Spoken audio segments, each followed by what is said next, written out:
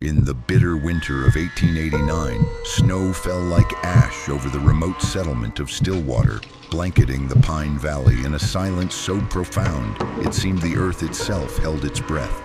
The air hung thick with the scent of wet pine needles and wood smoke, while shadows stretched long between the trees, darker than they had any right to be in daylight. 4 members of the Cuthbertson family walked into a root cellar that February evening to condemn a witch. They never walked out.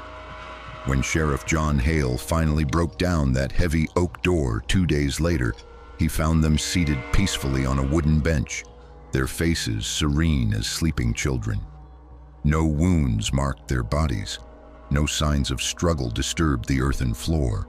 The coroner would later write in his shaking hand, "Death by sudden palsy, origin unknown." But the woman they had come to judge, the widow Elara Vane, sat calmly in her rocking chair upstairs, repeating the same words over and over like a prayer. "I have healed them of their hatred. I have healed them of their hatred." Before we go on, tell me in the comments where you are watching from.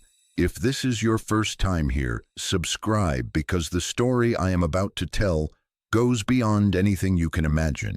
What happened in that cellar was not witchcraft, though the people of Stillwater would whisper of demons and curses for decades to come. What happened was far more chilling than any supernatural horror. It was the calculated precision of a woman who understood that sometimes the only cure for poison is a stronger poison. This was not just murder. This was an operation that fed on human greed and superstition, turning accusation into its own deadly trap. Stillwater clung to the edge of civilization like a desperate prayer, a handful of weathered buildings scattered along the banks of a sluggish, tannin-dark creek that gave the settlement its name.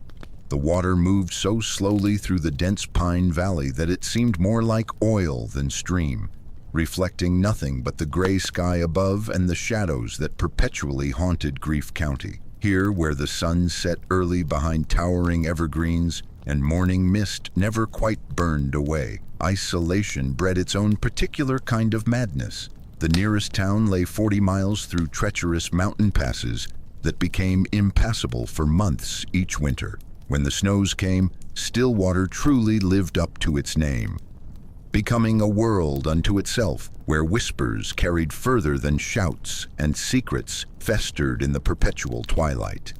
The Vane homestead sat apart from the rest, accessible only by a narrow path that wound through stands of ancient pines whose branches interlocked overhead like the fingers of praying hands.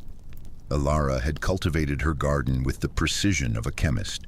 Rows of herbs and roots that most folk recognized as healing plants, though some whispered about the darker specimens that grew in the shadowed corners where strange purple blooms nodded in the breeze.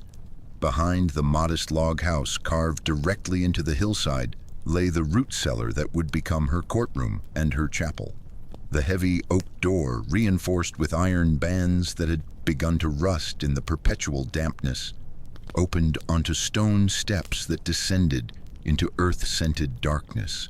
Shelves lined the walls, filled with preserving jars that caught the lamplight like watching eyes.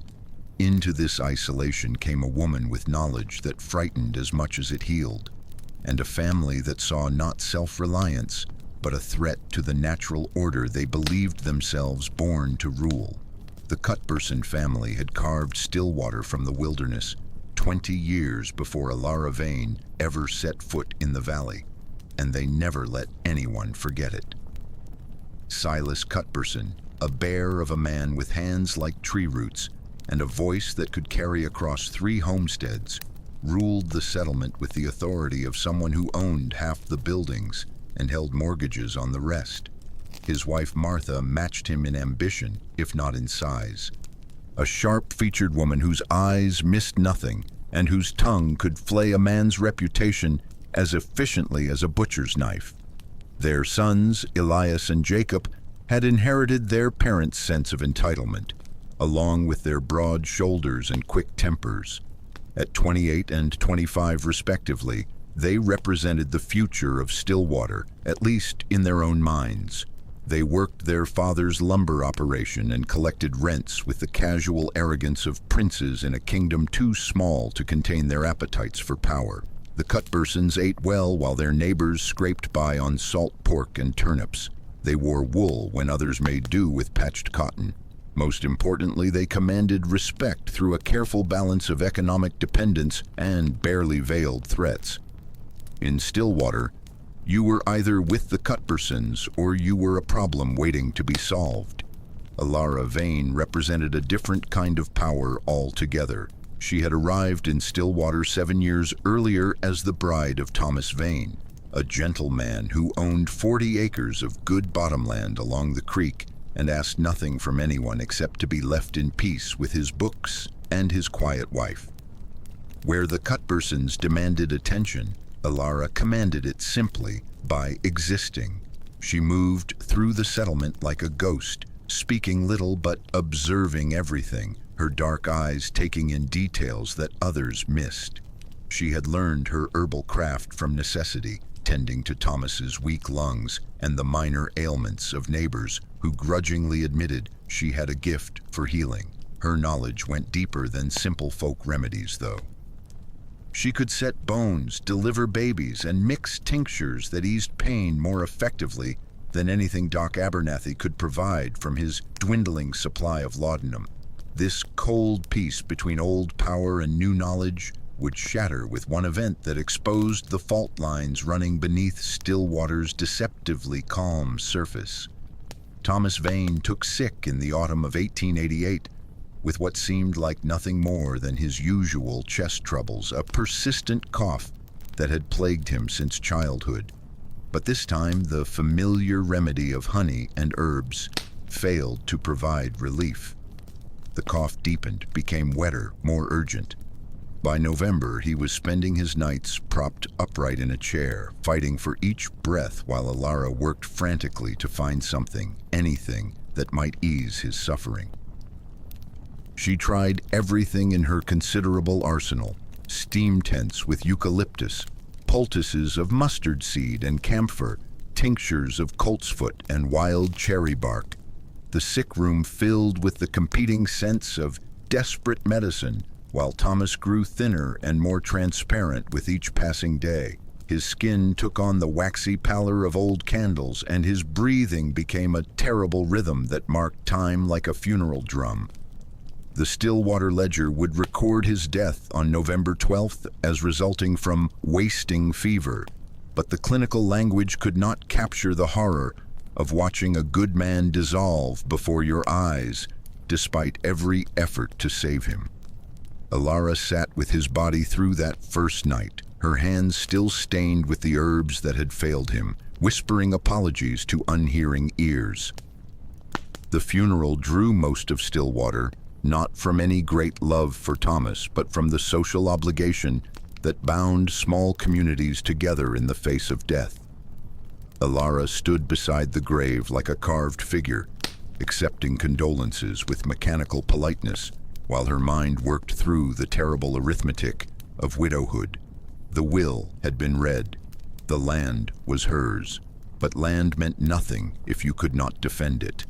The Cuthbertsons made their first move within a week of the burial, arriving at her door with Silas carrying a bottle of corn whiskey and wearing his most sympathetic expression. They spoke of practical matters, of how difficult it would be for a woman alone to manage such a large property, of their willingness to help by purchasing the land at a fair price. When Alara declined their generous offer with quiet firmness, the sympathy began to curdle into something harder and more dangerous. With Thomas in the ground, the widow was now alone, and the wolves were gathering at her door. Preacher Amos Holloway arrived in Stillwater 3 days before Christmas, riding a sway-backed mare and carrying a worn leather Bible that he wielded like a weapon. The circuit rider had been making his rounds through Grief County for 15 years, bringing fire and brimstone salvation to settlements too small and too poor to support their own minister. His timing, arriving so soon after Thomas's death, would later seem less like coincidence and more like divine providence to those who heard his message. Holloway's first sermon focused on the dangers of placing trust in earthly healers rather than heavenly grace. He spoke of women who dealt in herbs and potions as walking the razor's edge between healing and witchcraft, his voice rising to a thunderous crescendo as he warned against those who claimed power over life and death. Though he never mentioned Alara by name, every eye in the makeshift church turned toward the back pew where she sat, in her widow's black, her face unreadable as stone. The accidents began in January. Silas Cuthbertson's prize milk cow sickened and died overnight, blood frothing from her mouth. The Hendricks' youngest boy developed a fever that lasted 3 days and left him speaking in whispers about a lady in black who visited his dreams. Old Henrik Larsson's chickens stopped laying, then began attacking each other with a violence that splattered feathers and blood across his yard like some demented battlefield. Each incident, taken alone, could be explained by natural causes. Disease, childhood nightmares, and aggressive poultry were hardly unknown in frontier settlements, but taken together, observed through the lens of recent sermons about malevolent influences, they formed a pattern that pointed like an arrow toward the isolated homestead where the widow practiced her craft. Sheriff John Hale found himself caught between his duty to maintain order and his complete lack of legal grounds for action. A tall, tired man whose persistent cough echoed Thomas's final illness, Hale had seen enough frontier justice to know where hysteria could lead. He visited Alara twice that winter, ostensibly for routine checks on her welfare, but actually to gauge whether she understood the danger gathering around her like storm clouds. She understood perfectly. When the mob finally gathered at her fence on the last night of February, carrying torches that turned the falling snow into drifting sparks, Alara emerged from her house with the calmness of someone who had been preparing for this moment all winter. She promised them a test of truth, a final ritual in her root cellar that would prove her innocence once and for all. But she had prepared a very different kind of remedy for the sickness that plagued Stillwater.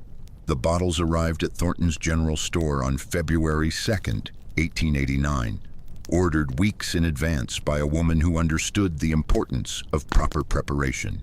Alara paid cash for her purchases, carefully counting out silver coins while old Thornton recorded each item in his ledger with the meticulous precision of a man who had learned to document everything in a place where memory could be selectively altered by powerful families. 24 white candles, 2 pounds of raw honey, 3 bottles of grain alcohol. The merchant raised an eyebrow at the quantities but asked no questions.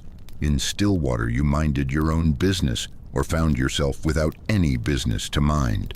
What Thornton could not have known was that Alara had been collecting other ingredients throughout that long winter.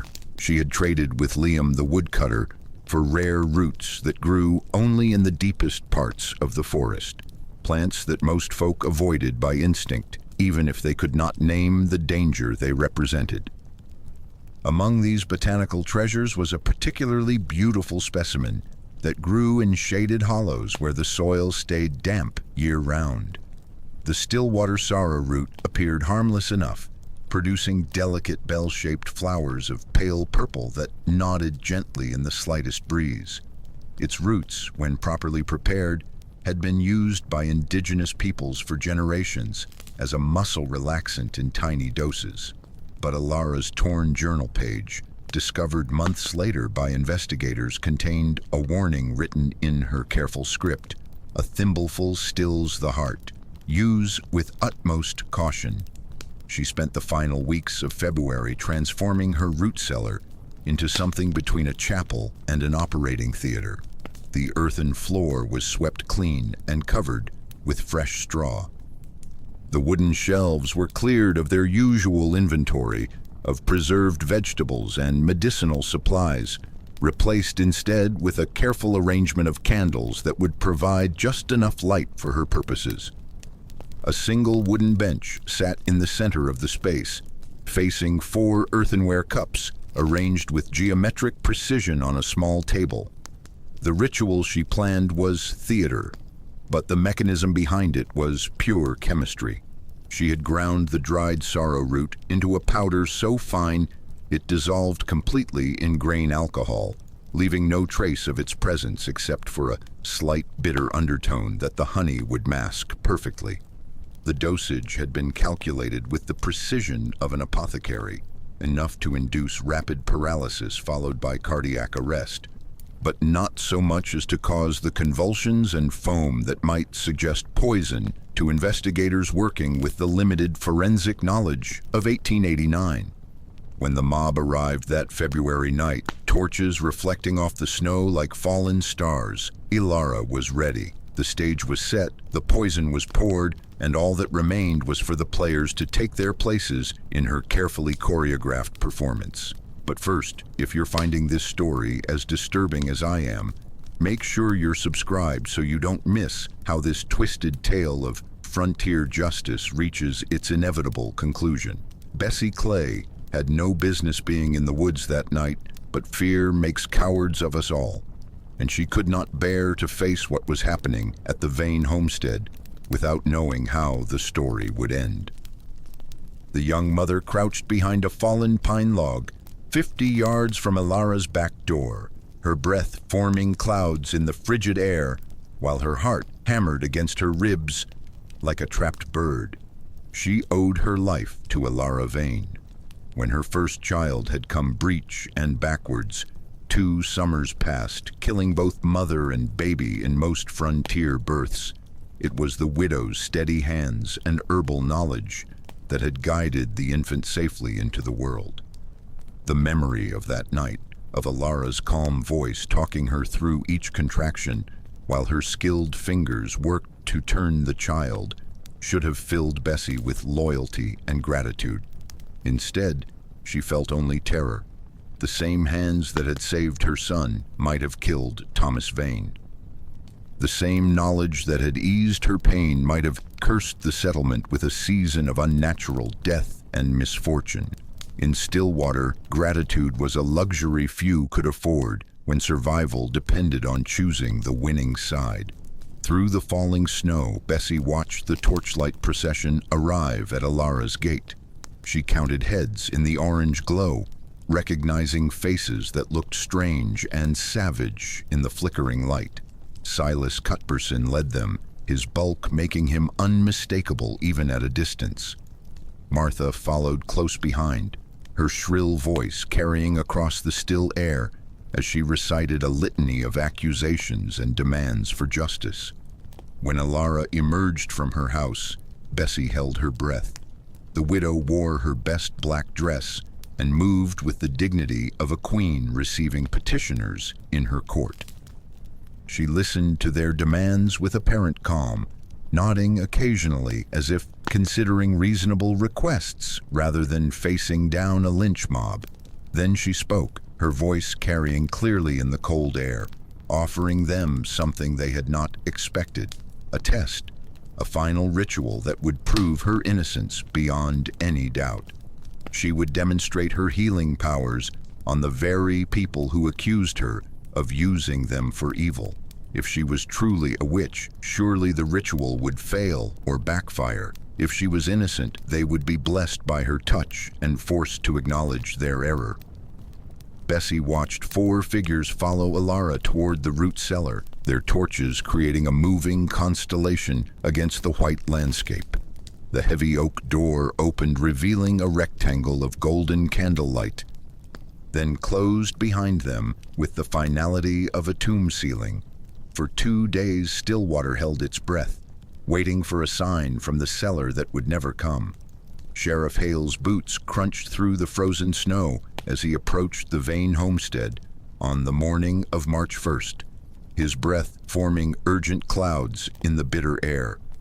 48 hours had passed since the Cuthbertson family had entered Ilara's root cellar, and their prolonged absence had transformed the settlement's anticipation into something approaching panic. The house stood silent in the gray dawn light, smoke rising from the chimney in a thin line that seemed to mock the urgency of his arrival. Through the front windows, he could see the flicker of lamplight and the gentle motion of someone moving about their morning routine as if nothing in the world had changed. But the root cellar door remained closed, its iron lock gleaming with frost, and no amount of shouting or pounding could provoke any response from within. Hale had brought Deputy Marcus Webb, a young man whose enthusiasm for law enforcement had not yet been tempered by experience with the darker complexities of frontier justice. Webb carried the heavy maul they had borrowed from the blacksmith, his hands trembling slightly from either cold or nerves as they approached the reinforced oak door that had become the focal point of Stillwater's collective nightmare. The iron lock shattered on the third blow, metal fragments scattering across the snow like broken teeth. The door swung open with a prolonged creak that seemed to echo from the depths of the earth itself, revealing stone steps that descended into candlelit shadows. The air that drifted up from the cellar carried the scents of honey and herbs, along with something else that made both men instinctively step backward. They found the four Cuthbertsons seated on the wooden bench, as if waiting patiently for some delayed appointment. Silas sat upright with his hands folded in his lap, his usually commanding presence reduced to something small and fragile in the dancing candlelight. Martha leaned slightly against her husband's shoulder, her sharp features softened into an expression of profound peace. Their sons flanked them on either side, Elias and Jacob transformed from swaggering young men into still figures that might have been carved from wax. There were no signs of struggle, no overturned furniture or scattered belongings. The four earthenware cups sat empty on their table, arranged with the same geometric precision that had marked their placement. The candles burned with steady flames, as if someone had tended them regularly throughout the long night and longer day.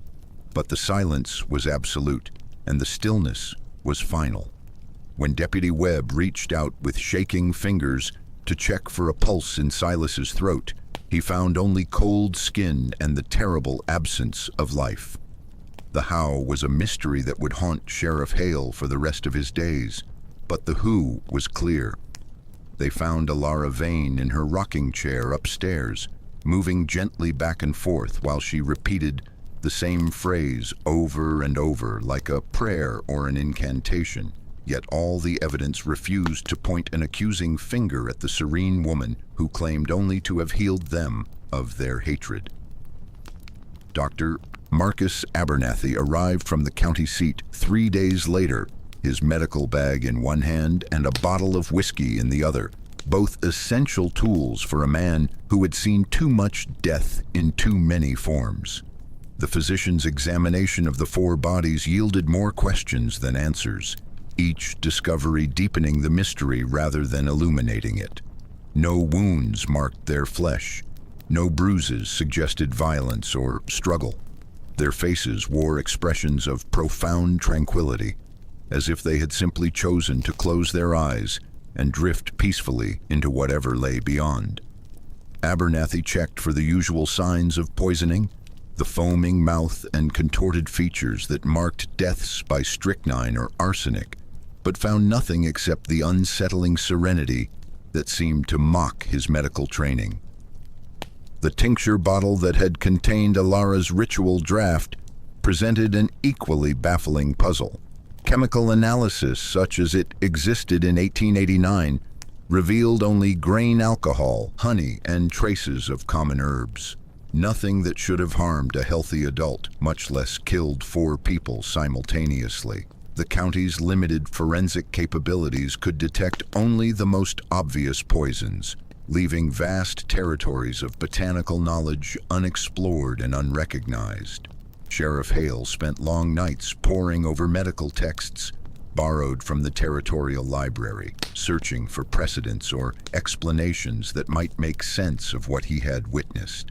He consulted with doctors in distant towns, corresponded with territorial marshals who had investigated similar cases, and even sent inquiries to university professors who specialized in toxicology. Every avenue of investigation led to the same frustrating dead end.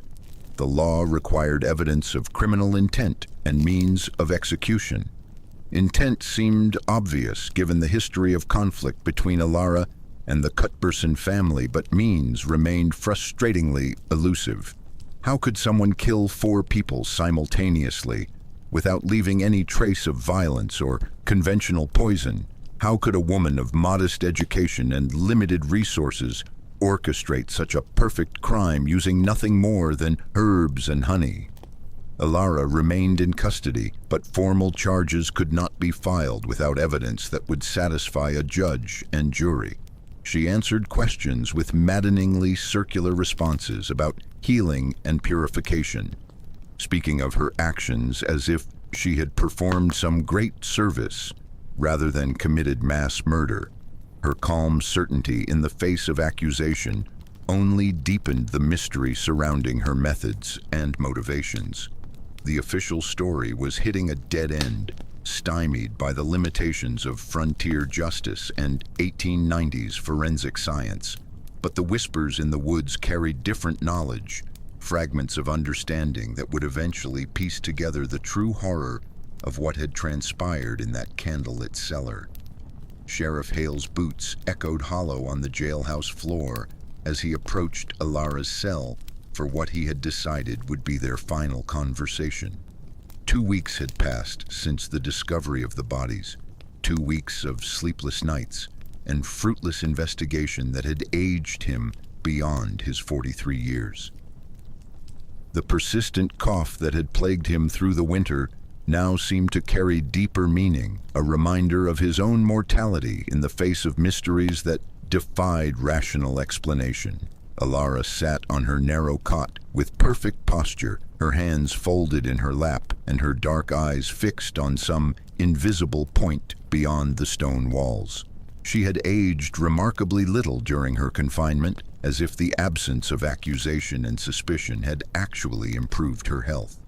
When she looked up at his approach, her smile carried the serene confidence of someone who had made peace with forces beyond human understanding. "Sheriff Hale," she said, her voice carrying the same gentle authority she had used when delivering babies and mixing healing drafts. "You look tired. Have you been sleeping poorly?" The question struck him as both absurd and deeply unsettling. Here sat a woman accused of murdering 4 people, and she was expressing concern for his health with what appeared to be genuine sympathy. He settled into the wooden chair across from her cell, studying her face for some sign of the calculation and malice that must surely lurk beneath her placid exterior. "I need to understand what happened in that cellar," he said, abandoning the formal interrogation techniques that had yielded nothing but riddles and philosophical tangents. 4 people are dead, and you were the only one who walked out alive. Help me make sense of this." Alara tilted her head slightly, as if considering how to explain something complex to a child. "They came to me seeking proof of my nature," she said. "I gave them exactly what they needed. They were sick, Sheriff, poisoned by their own hatred and greed. The purification I offered was the only cure for such deep corruption." "What purification? What did you give them to drink?" "Peace," she replied without hesitation. "I gave them the stillness they needed to let go of the poison in their hearts.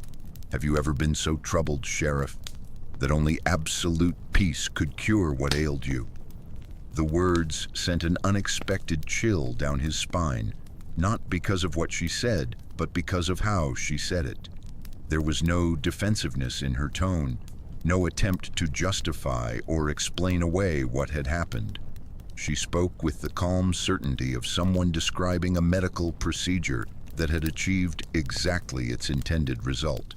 He left the jailhouse that evening with more questions than answers.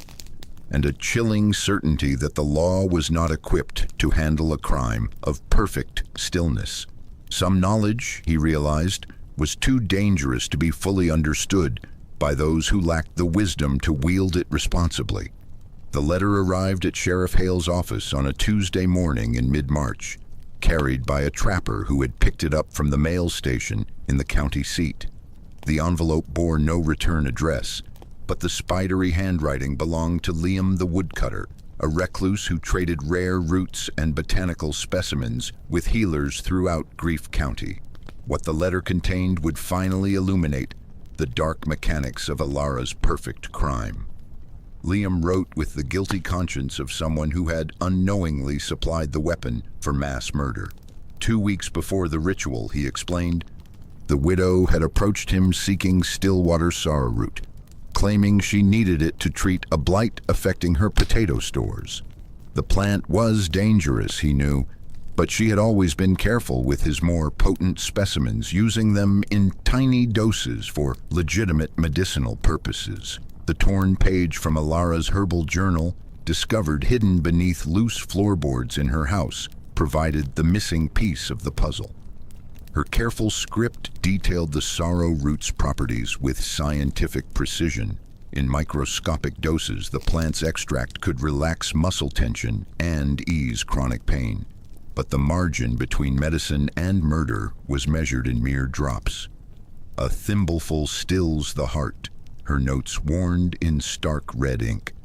The root's active compounds caused rapid paralysis of the nervous system, beginning with the extremities and progressing quickly to the diaphragm and cardiac muscles.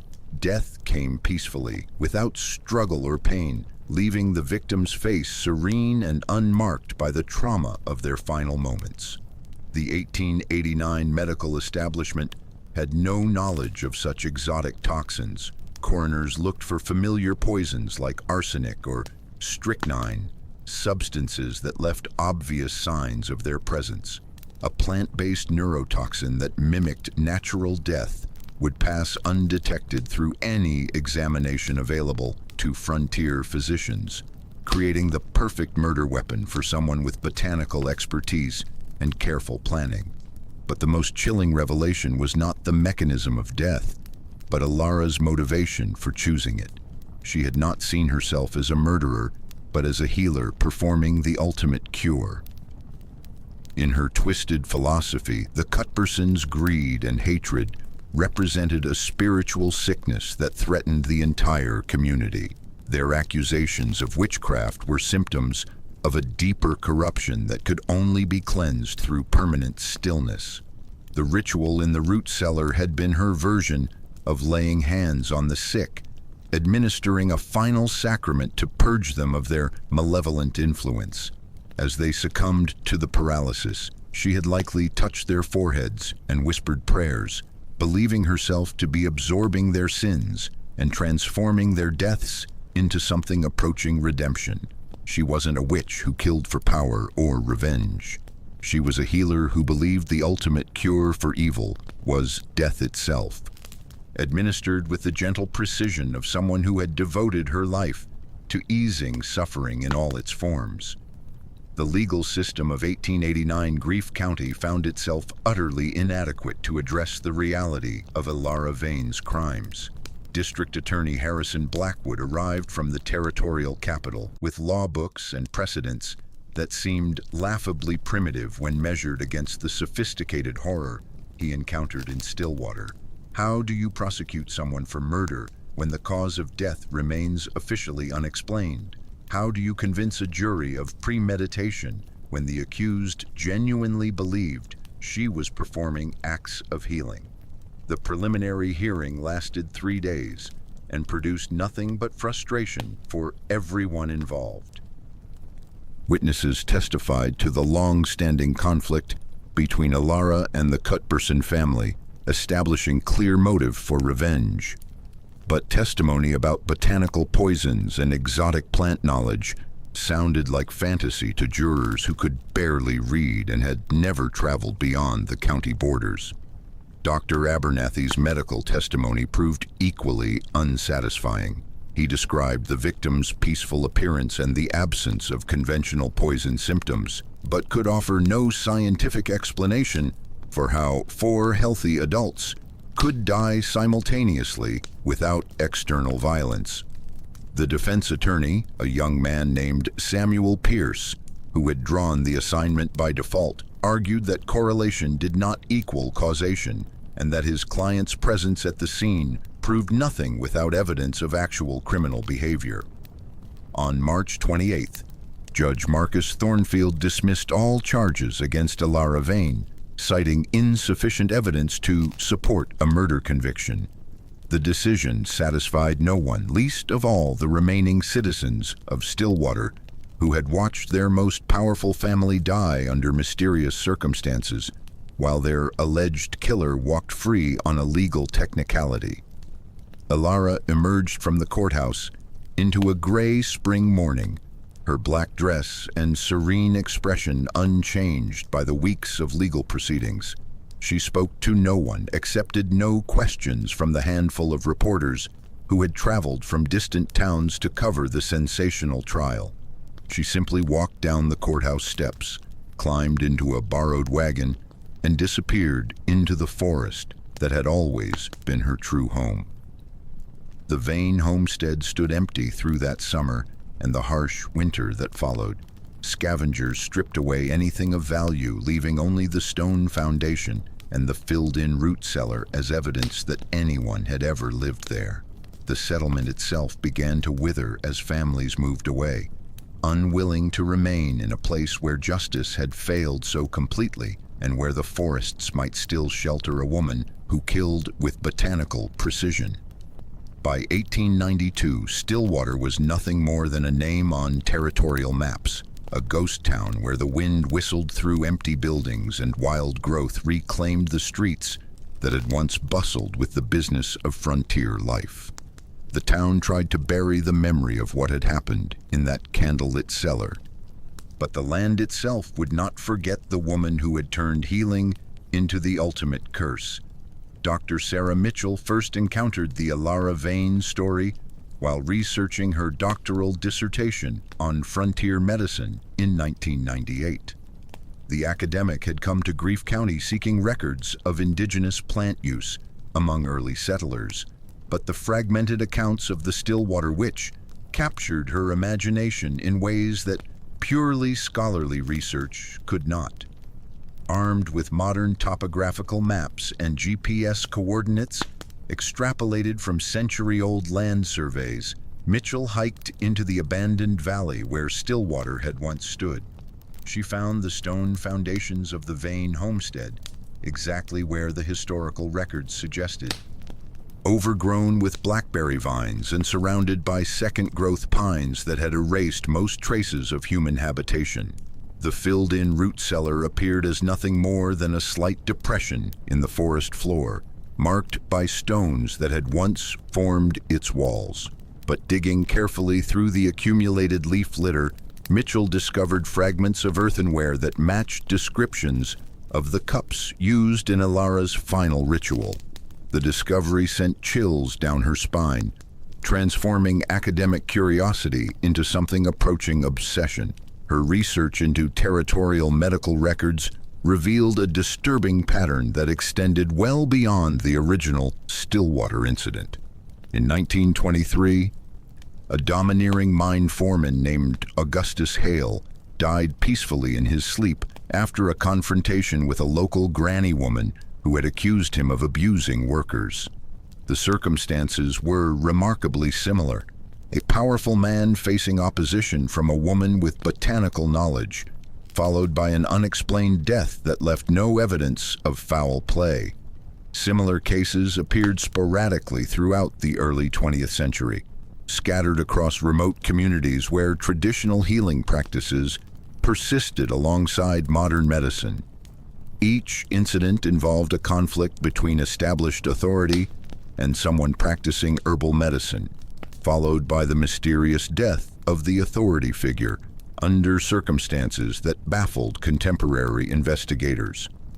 The pattern suggested either an extraordinary series of coincidences or the persistence of knowledge that had been passed down through generations of women who understood the darker applications of their healing arts. Mitchell found herself wondering whether Alara Vane had been unique in her twisted philosophy, or whether she represented something far more widespread and terrifying. Standing in the ruins of the Vane homestead as evening shadows lengthened between the pines, Mitchell realized that the story had never truly ended. It had simply found new soil in which to grow, spreading like the roots of the very plants that had made such elegant murder possible.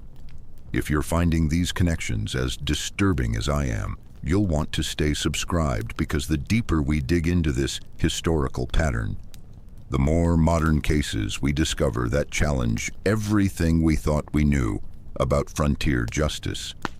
In the end, we are left with ambiguities that may never be fully resolved. We cannot prove that Alara Vane poisoned the 4 members of the Cuthbertson family with Stillwater sorrow root extract, though the evidence strongly suggests such a conclusion. We cannot know with certainty whether she saw herself as a murderer or a healer, though her own words point toward the latter interpretation with chilling consistency.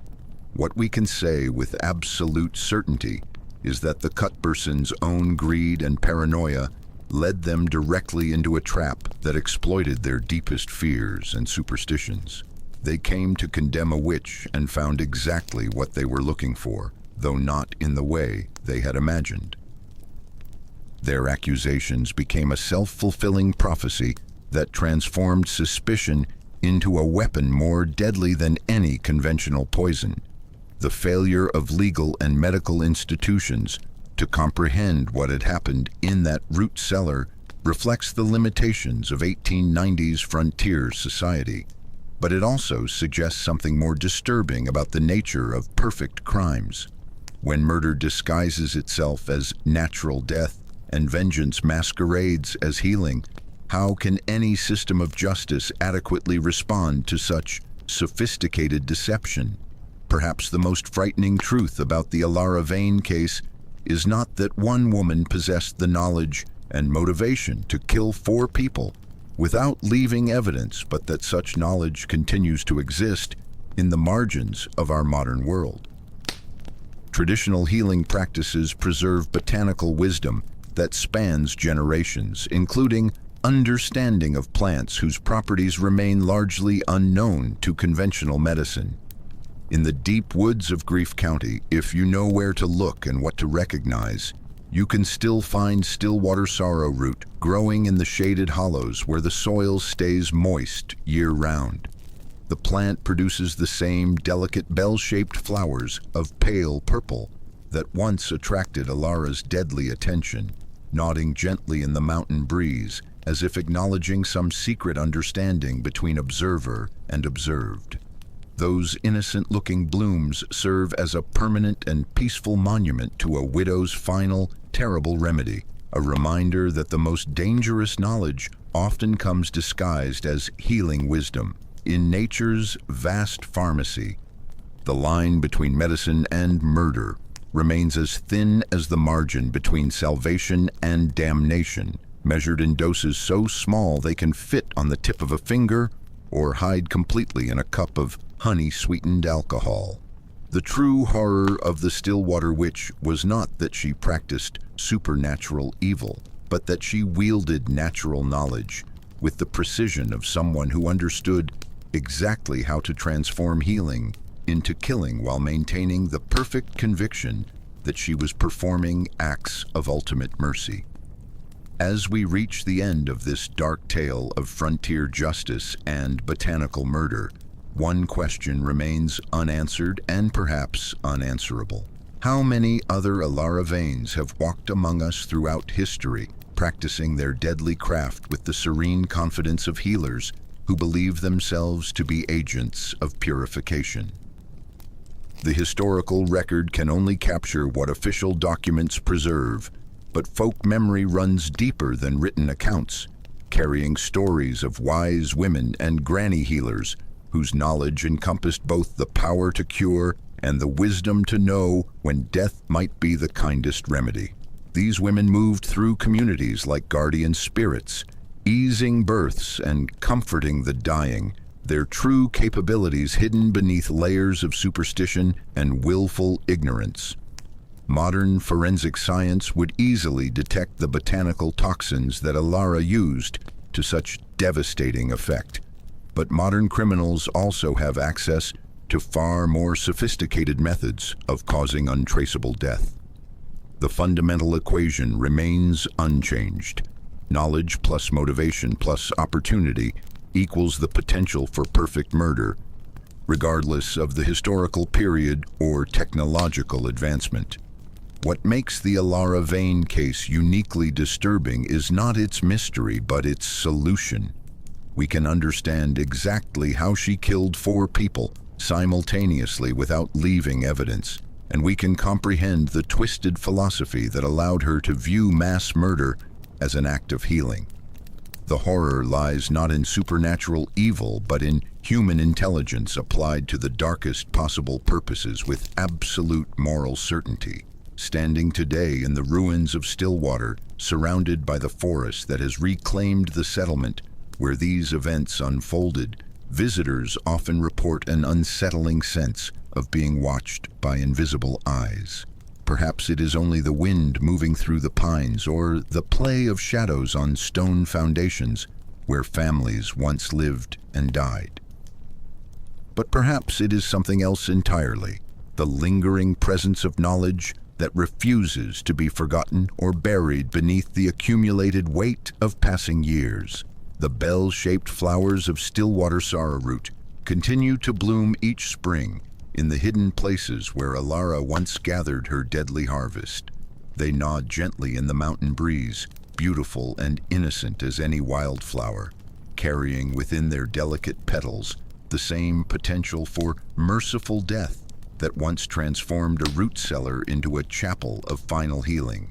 If you've stayed with this story to its conclusion, make sure you're subscribed, because the archives of Human Darkness contain many more tales that challenge our understanding of justice, mercy, and the thin line between healing and harm.